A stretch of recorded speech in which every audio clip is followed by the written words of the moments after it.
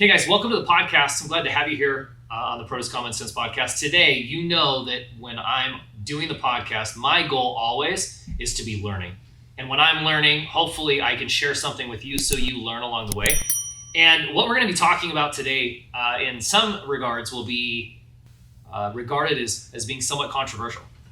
Something that we as farmers and producers talk to each other about and wonder about and try to utilize but don't know how to sometimes. So I am at Redox in Burley, Idaho, and we are talking about bionutrients. And we know that amongst ourselves and with the numbers of people that knock on our doors and come and talk to us, we hear the word and talk to ourselves about snake oils, whether something works or whether something doesn't. And it's such a challenge for us to figure out what works and what doesn't. And that's kind of my mission here, is to get to the root of what we can do to better utilize these products. We know that biostimulants, that bionutrients, that the soil health on our farms is becoming more and more mainstream, more and more talked about, more and more considered, but we still struggle to know who to trust and why to trust them. So we have two of the founders of Redox. We have Darin and John Kelly here, and we are going to dive in, no bars hold. What is this saying? No holds barred. No holds barred. We're gonna have a real conversation, and the goal at the end of this is for me to go back and to show this to my cousin Chase and my uncle Craig on the farm and say, hey guys, I want you to watch this, and I want you to decide what the right thing is for our farms and what the right products are to use and how it can make a difference on our farm. So with that being said, who wants to start with the intro? Well, John's much more well-spoken than I am. I'm going to hand the ball off to him. Well, first of all, I'll say at Redox, we have 4 key solution areas. You mentioned soil health, and that is very important. It's fundamental.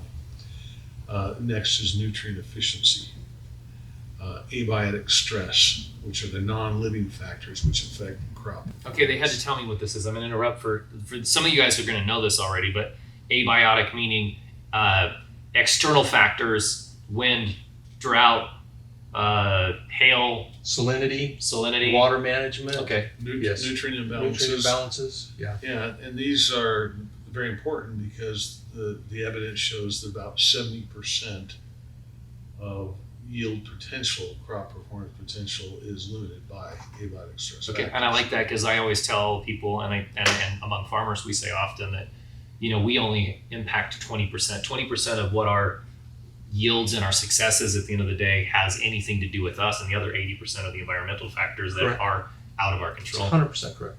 Yeah. And then the last 4th, we focus on root development. But just to take a topic like soil health, it is a very much discussed, and literally all universities are in agreement that it is an issue because it's in decline.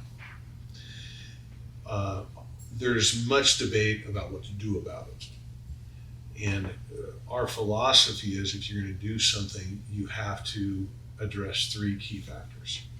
You must address soil chemistry. Okay.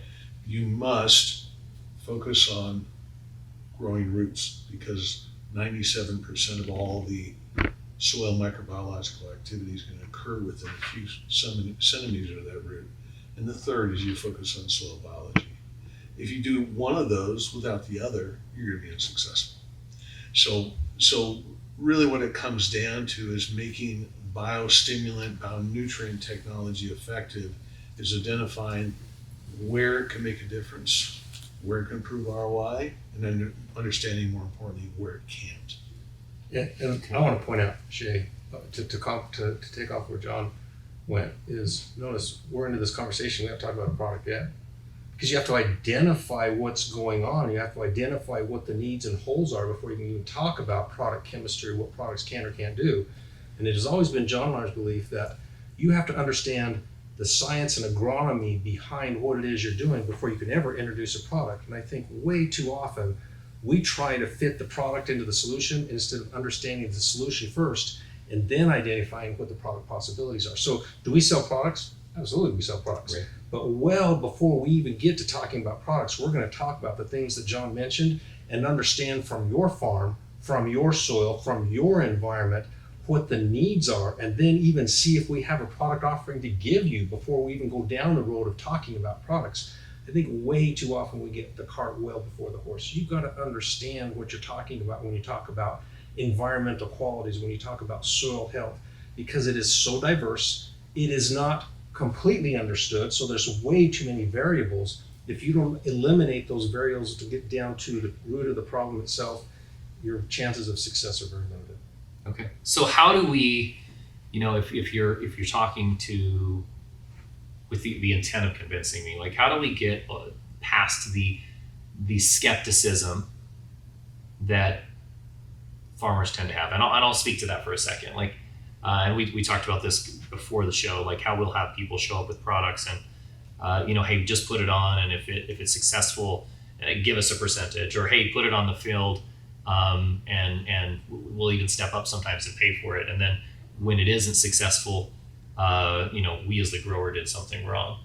So how and I'm not even saying that we didn't do something wrong a good chunk of the time. I mean, certainly there's things that we're not doing perfectly, and there's always processes that we can improve upon and things that we can perfect. But I think that's what makes us skeptical. It's what makes growers see that guy pull up in the pickup with the logo on the side and the jugs in the back, and the guy's like, hey, it'll do this X, Y, Z. And we've heard the same thing so many times that even though you might have significant value and you might really have a solution for us, we're just so skeptical that we're not going to listen. And I think what I would like to hear is how to help us, those of us that are truly interested in improving our processes and perfecting what we do. What can you say to us? So I'm going to take the business side, and I'm going to let John handle the technical side. From the business side, I'm going to say, from a Redox point of view, we've been talking about this before it was popular. So we're a 30-year-old company. Before everybody started talking about the world coming to an end and all these environmental issues, we were already talking about this because we just firmly believe it's a better way to do it, number one. So from our DNA, nutrient efficiency, soil health, root development, abiotic stress, that has been from the inception what we believed in talking about. We didn't start to bring in sustainability, environmental issues until they became a topic that we already knew we were addressing. So number one, we've been doing this for a really long time, and so we're pretty good at what we're doing, number one. Number two, we pre-do the research so I don't have to ask you to do it for us. So we eliminate or try to eliminate as many of the variables as we can so that when I come out to you, John has said it so well and so eloquently, we have a high level of confidence that what we're going to do, what we're saying we're going to do, we can perform for you because we've done mounds and mounds of research for years and years to try to understand all of the environmental conditions, all of the soil conditions, all of the chemistry conditions that could possibly exist. We can't eliminate them all, but we try to go through that before we ever show up to you. We have third-party research, we have university collaboration, we spend an inordinate amount of time and money off of the farm away from you so that the very thing that we well recognize, John, a side note here, John and I cut our teeth in production agriculture. So we sat on your side of the table for many years hearing the same pitches that you're hearing now. One of our commitments to each other as we started is we're not going to be one of those guys. We want to eliminate the skepticism by providing sound agronomy, sound science, and pre-doing the hard work of proving out and testing out the product, not on the grower's farm, but on our own dime, so that when we come to your farm, we have a high level of confidence that we're going to be successful. That's the business side. I'll let John address the technical side. Okay, so you're trying to improve the likelihood of success by doing the 100%. research in front. So how is it that, or what is it that prevents, in your mind presently, from a product standpoint, not from the business standpoint, but that prevents adoption? Like what is it? What is the consistent skepticism or the place where you see the disconnect between grower and product? Does that make sense? Yeah, it makes perfect sense. Number one, because if the product is that good, it seems like because farmers are really good at word of mouth, right? So I'm being the skeptic here, but we're really good at word of mouth. Except for onion growers and table grape growers. Really? They will not share. They won't share. Okay. They will not. Yeah, I don't want to share much. Fresh market onion growers, dehydrator onions don't care. But there are some market, and Darin knows, because he was a table grape grower, there are some markets where It's top secret. Absolutely top secret. And I can see that if your product is successful and it's working for me, I don't want to go tell all my neighbors. And that does happen some. There's no doubt in my mind that is kind of your own worst enemy to a certain extent. Except for I feel like eventually stuff gets out. I think our farm, for example, is one of the first in the Treasure Valley to adopt drip irrigation. But it took almost a decade and a half before it was widely adopted. Right. So even though it was something that we thought and saw as being valuable to us, it took a lot longer for other people to pick up and start utilizing it.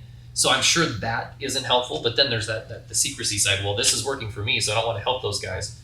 So that's another problem. But there's probably more beyond that too. So here, if you'll allow me, John, just real quick. Here's what I would say. Number one, what is their investment in you? Are they working with a credible company? Or are they driving a pickup down the road with a jug in the back, dropping it off, saying, hey, try this, I'll be back in 6 months? It's a big deal.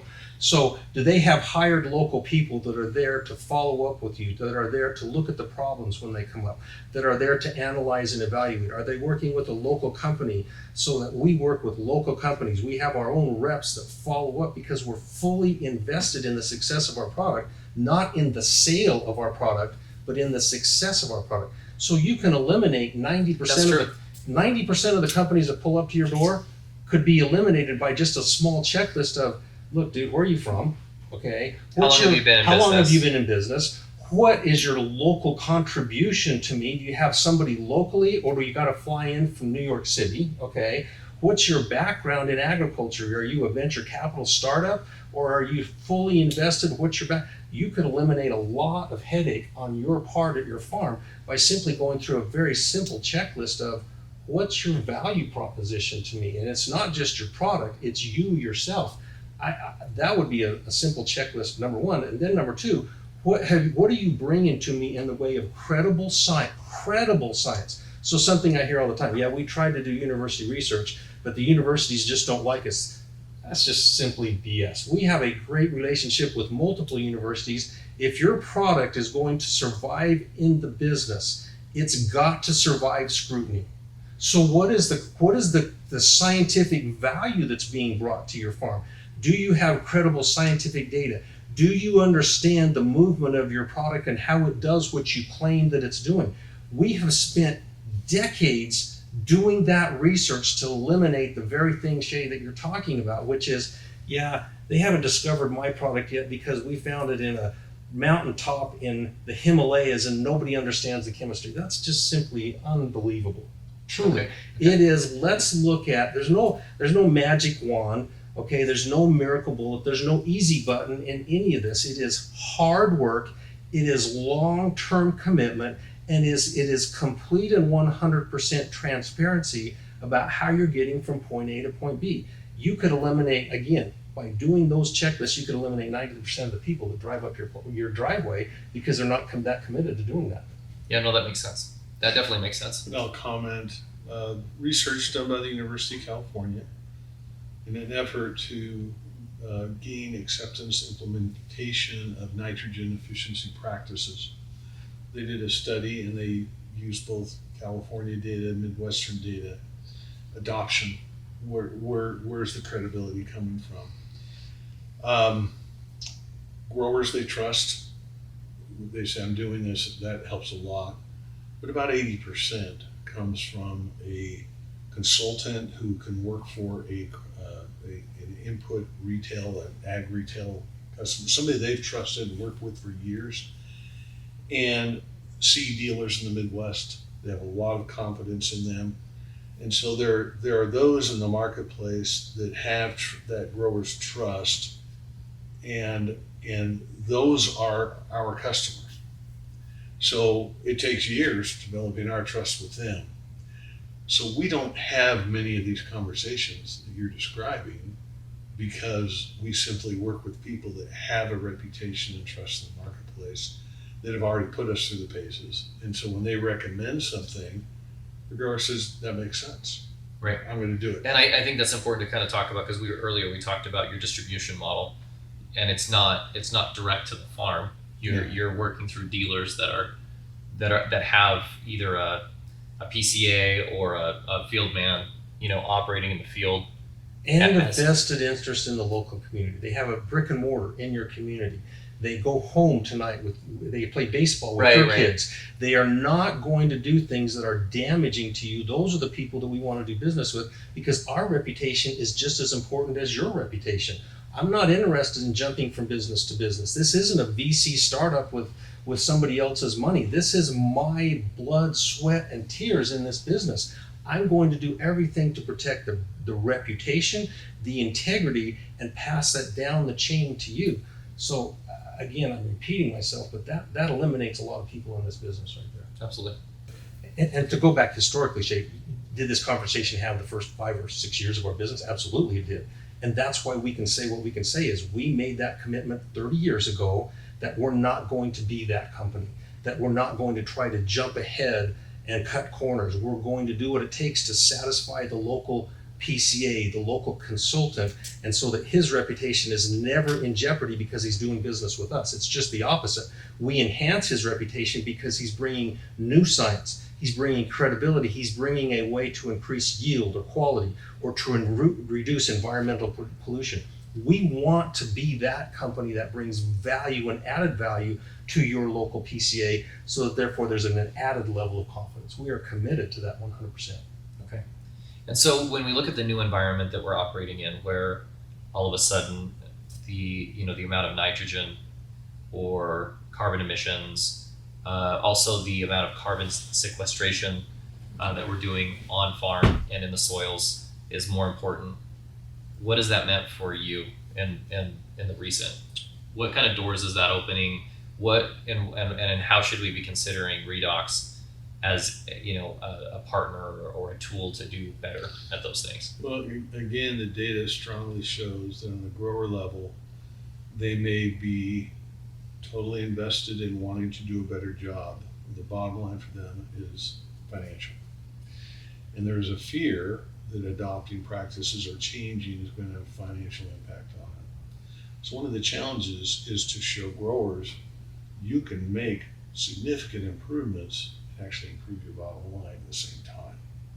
So there's a lot of misunderstanding there, and quite frankly, what is driving growers' decision currently is regulation and who's buying their end product. So whether it's a flour mill company or whether it's a potato processor, they're the ones that are driving that, and growers are responding to that. Most growers, in the case of California, for example, less than 20% believe that their current operation is actually damaging nitrate concentration in the aquifer.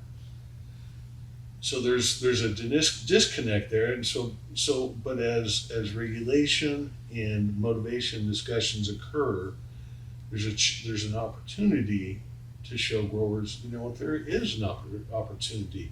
Far too much of your nitrogen is gassing off in the atmosphere or going into groundwater. Why don't we work on ways to get that into your crop? Let's accomplish both at the same time. So there's an opportunity. As far as Redox is concerned, that has had very little impact on our bottom line at this far. I think Darin would agree. So you're saying the change in mentality, the adopters that you've had of your product already see the value, and this isn't. It's ROI driven. It's ROI driven. ROI driven. So the fact that any operation is able to be more efficient, they're typically very happy about what that's doing for their bottom line. No, by the way, that's helping the environment too. That's really... Yeah, I mean, I think you're touching on something really important there, because there's so often that people come to us, I think of solar as an example. They come knock on the door, hey, you need to put solar panels on your roof. It's the right thing to do, et cetera, et cetera. And I'm like, well, show me show me how it cash flows, and then we'll have a conversation. Because it doesn't do us any good to invest in that if it doesn't have an ROI. We kid ourselves, especially in the environment that we operate in today. And I mean as a country. I don't mean as a political party or a specific group of people, but as a nation, we kid ourselves in that we're going to do things that don't pay. And the only way we can do things has to be because there is a return on that investment. Everything we do, from the time that we spend, from the time we wake up in the morning until we go to bed at night, is an investment in something, and we're expecting some sort of return on that investment. Shay, you just said to me the golden words of truly changing the world, which is every environmentalist who does not put an economic value to what they are doing is disingenuous. You cannot destroy the system and then say I'm doing good. So if we want to environmentally change, it has to have economic value, because that's what drives everything, okay? Go to a third world that has no economic value and try to sell environmentalism. It doesn't sell. Yeah, there's no value. The only reason we're selling it here in the United States is because we have the money to sell it. When that goes away, we're all broke and we're doing whatever it takes to survive. That's not a sustainable model. A sustainable model is, let's make the changes as we can make them that does not destroy the economic model that we have. As an example, everybody's talking about zero carbon emissions. There's 8 billion people on this planet. How are we going to do that? Let's talk about 50% carbon emissions right now. Let's take a goal of by 2030 or 2035 to have 50% of the carbon emissions. But what we are doing currently is we're driving a model to zero carbon emissions without any freaking clue about how we're going to get there. And we're destroying the economic model that sustains our ability to do this. Let's take it one step at a time. And as science learns, we can build on that advancement. But if we simply say we have to stop doing what we're doing to go to this unproven model, we're going to destroy the very economic system, which is unsustainable. And so if we use the word sustainability, but in the word sustainability we have an unsustainable model, it's a dead end. It doesn't work. Right. And so to me, what you just said is highly, highly valuable as companies go forward, which is we're trying to grow the best we can.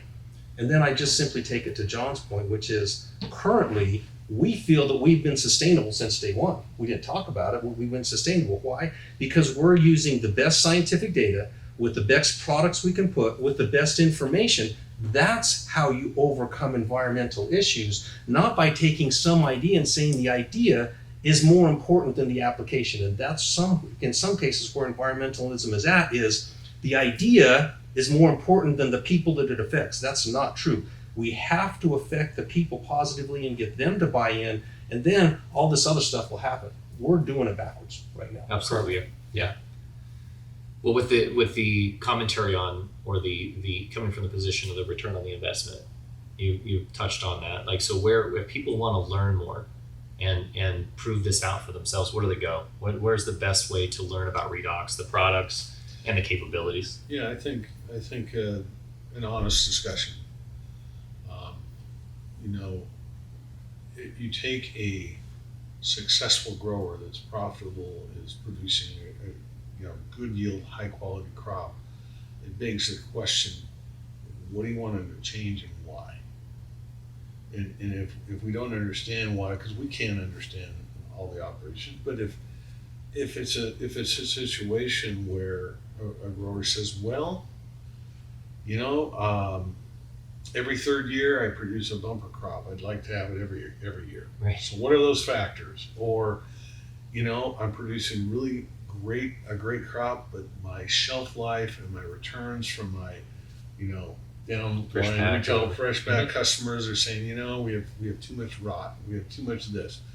Are there things? And that opens up an honest agronomic discussion that might offer some identification, some opportunities. Darin mentioned gathering, quantitative data. One of the things we do at Redox, we developed a very unique software program that a typical soil analysis gives you 15 data points. We request 43, and we use this, and it tells a story, helps us identify what are these chemical factors that could potentially be limiting the potential of that crop. So if a grower wants to do that and get this information and dive in deeper and be able to utilize your product, they go to who do they go? They go to our customer, which are the ag distribution. So they should be asking their PCA or their field man, Yes, like, hey, exactly. I've heard about this Redox stuff. I was watching the podcast, or I heard about it, or my neighbor's using it. That's exactly right, and that is typically exactly how it happens. Is that consultant, that ag consultant that typically works for an ag retail company. Mhm. So he makes his living is selling and recommending and making, in most cases, pest treatment recommendations as well. Yeah, and I'll speak to that for a second for the general people that are in the audience.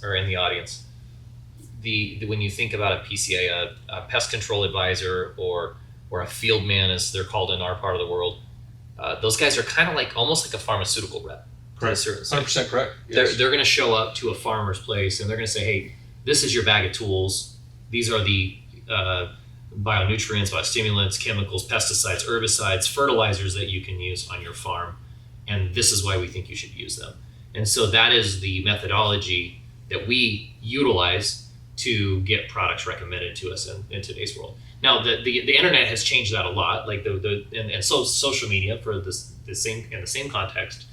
So certainly Redox.com, I'm assuming, is a great place. Redoxgrows.com. Redoxgrows.com. Okay. Correct. And I'm sure you can see all the product offerings there. Is the research See available? the product offering. There's research available. There's actually generic programs available. There's podcasts. We try to be as informative and forward thinking as possible on that space, so that a person can go on there and glean as much information as we have to offer. So yes, all that. And on that note, I've been here going on 4 or 5 hours today with John and Darin and the other members of their team, and they've been incredibly transparent in the way that they've talked through stuff. We've enjoyed talking about a family business and having the other generations come back. Redox is in generation 2. Generation 2. Yeah. And we're in generation 3, and there's always lessons to be learned from a business standpoint and from a practices standpoint. And so I've enjoyed my time here with them.